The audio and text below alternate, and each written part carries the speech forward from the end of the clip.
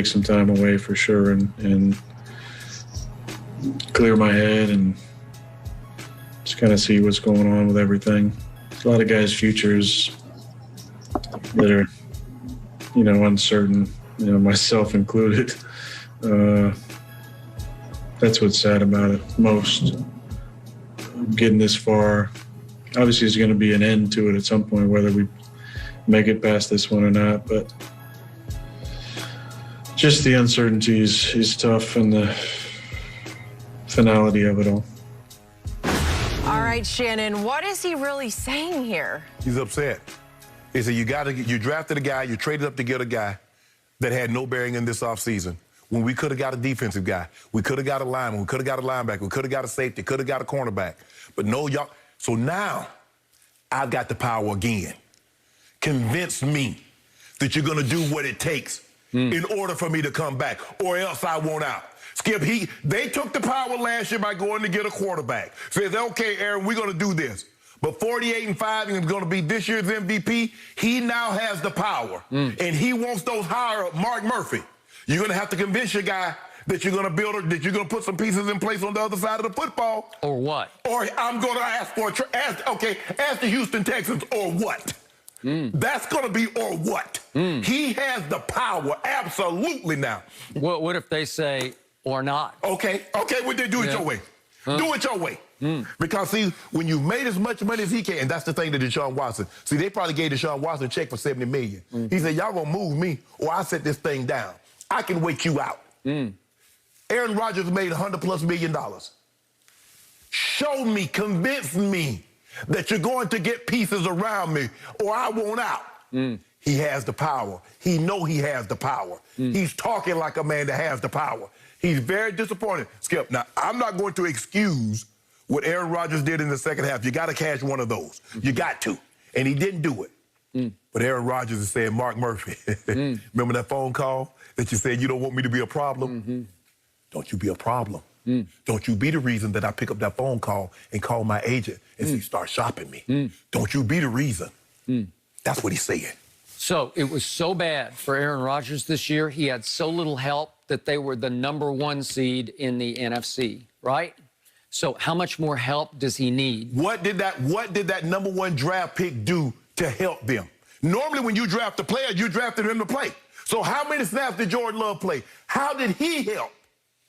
Well, obviously, they had decided they needed to move on from Aaron Rodgers because his stats had declined over the last 4 years, and he was the comeback player of the year this year. He had the ultimate bounce-back season because he is the MVP. But that's all he's going to be is the MVP because he's not going to go to a Super Bowl because he played poorly in the fourth quarter.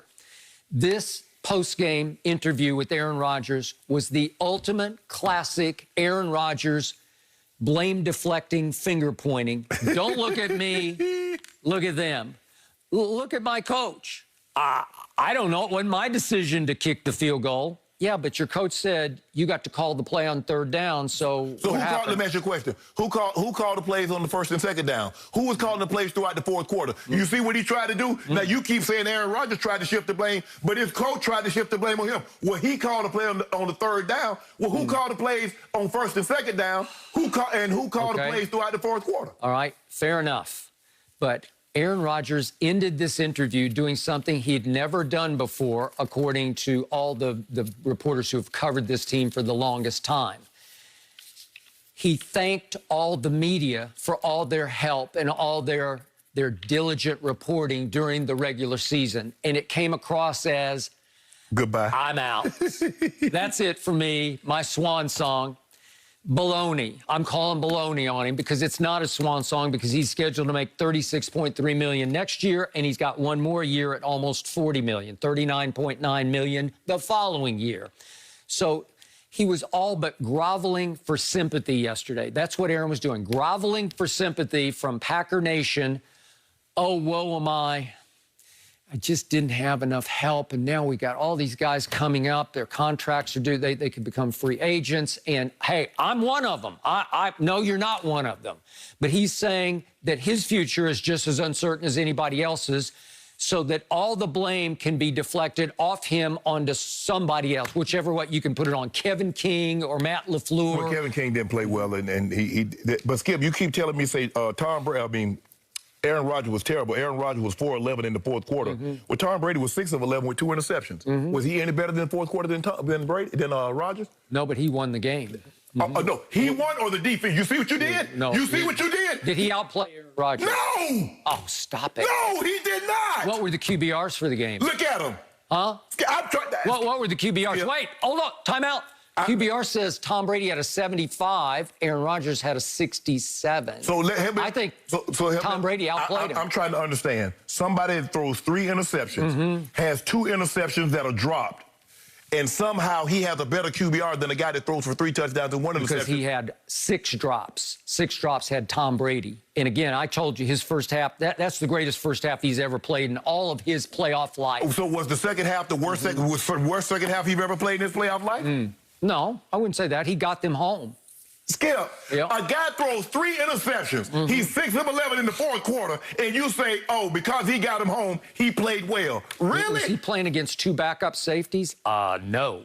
Aaron was. The other guy should have been backups. Did Aaron say one word about I stunk? Did he say one word about I apologize for my play in the fourth quarter? He would never say that. He would take zero blame.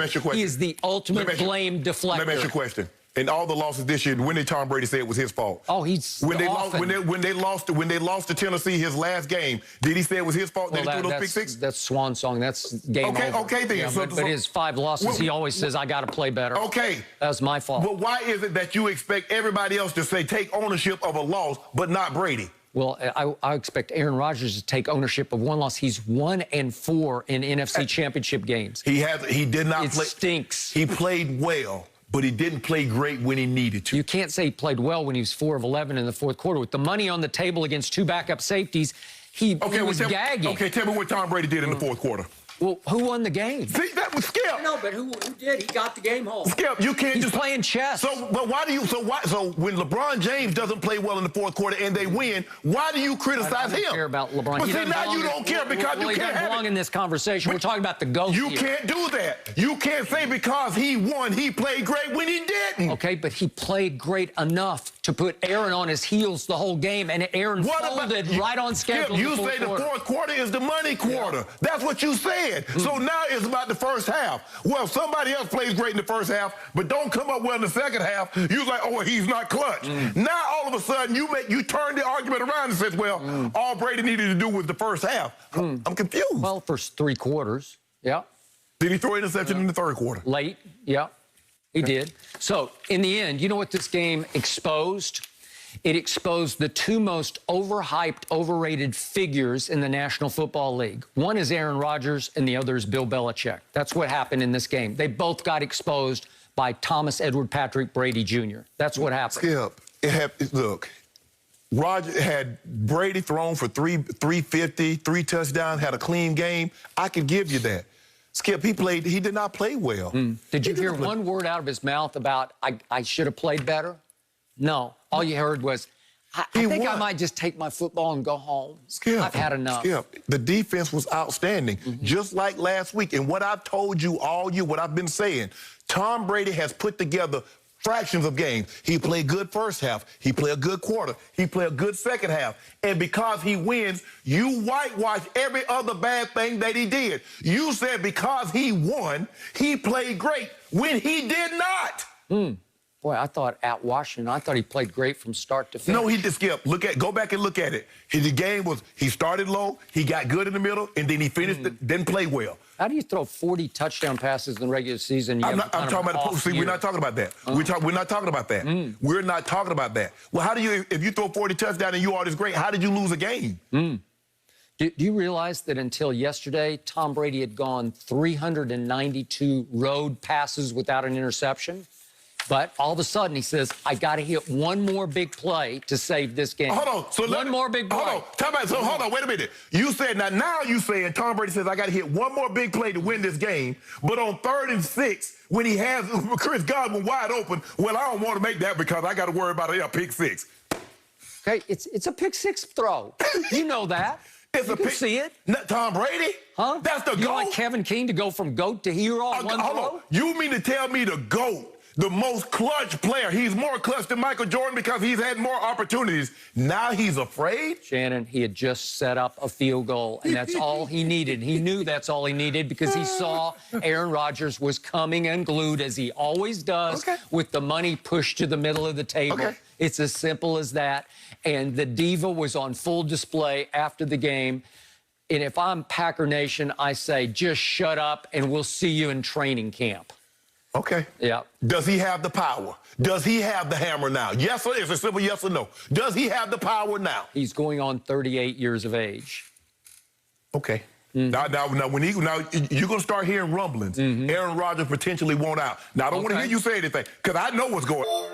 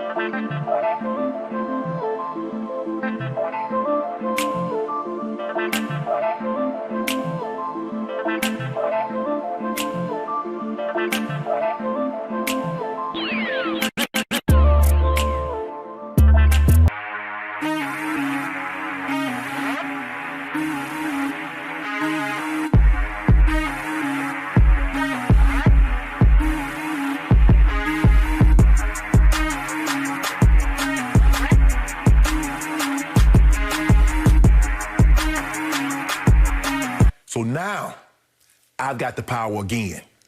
Convince me that you're going to do what it takes